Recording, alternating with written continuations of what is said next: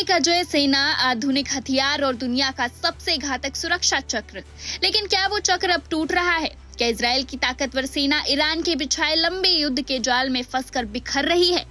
ये सवाल हम नहीं बल्कि खुद इजराइल के सबसे बड़े सैन्य कमांडर ने उठाकर पूरी दुनिया को हिला दिया है।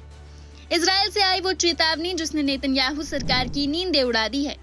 इजराइल के शीर्ष कमांडर इयाल जमीर की एक गुप्त रिपोर्ट लीक हुई है। रिपोर्ट कहती है कि इजरायली सेना बर्नआउट यानी पूरी तरह टूटने की कगार पर है। सोचिए, जो जंग कुछ हफ्तों में खत्म होनी थी वो अब एक अंतहीन थकाऊ युद्ध बन चुकी है। इजराइल आज एक नहीं, दो नहीं बल्कि 7 मोर्चों पर लड़ रहा है। एक तरफ ईरान की सीधी चुनौती तो दूसरी तरफ गाजा का दलदल, लेबनान में हिजबुल्लाह के रॉकेट और वेस्ट बैंक की सुलगती आग। हैरानी की बात यह है कि इजराइल के रिजर्व सैनिकों को साल में 6 बार जंग के मैदान में भेजा जा रहा है। थकान ऐसी कि अब सैनिक हार मानने लगे हैं। जो सेना अपनी तेज रफ्तार जीत के लिए जानी जाती थी वो अब मैन पावर की भारी कमी से जूझ रही है। जानकारों का मानना है कि बेंजामिन नेतन्याहू और डोनाल्ड ट्रंप ने ईरान की सहन शक्ति को कम आंका था। उन्होंने सोचा था कि भारी बमबारी से ईरान घुटने टेक देगा, लेकिन इसका उल्टा होता नजर आ रहा है। क्या इजराइल अपने ही सैन्य कमांडर की इस चेतावनी को समझ पाएगा या फिर जीत की जिद में वो अपनी ही सेना को बिखेर देगा? देखिए इस रिपोर्ट में। क्या इजराइल ईरान के खिलाफ युद्ध हार रहा है?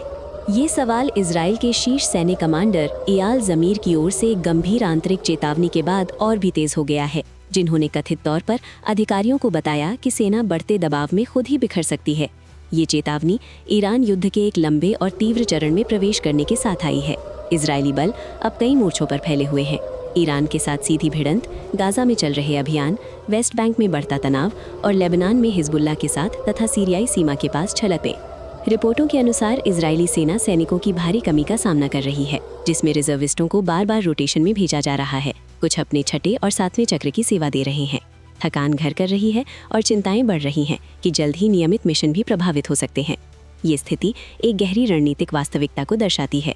ईरान के खिलाफ एक त्वरित अभियान होने की जो उम्मीद थी वो इसके बजाय एक लंबे समय तक चलने वाले थकाऊ युद्ध में बदल गया है। हजारों हमलों और भारी सैन्य दबाव के बावजूद ईरान मिसाइल हमलों और क्षेत्रीय प्रभाव के साथ जवाब देना जारी रखे हुए है, जिससे संघर्ष बना हुआ है। आलोचकों का तर्क है कि बेंजामिन नेतन्याहू और डोनाल्ड ट्रंप जैसे नेताओं ने ईरान के लचीलेपन का गलत आकलन किया।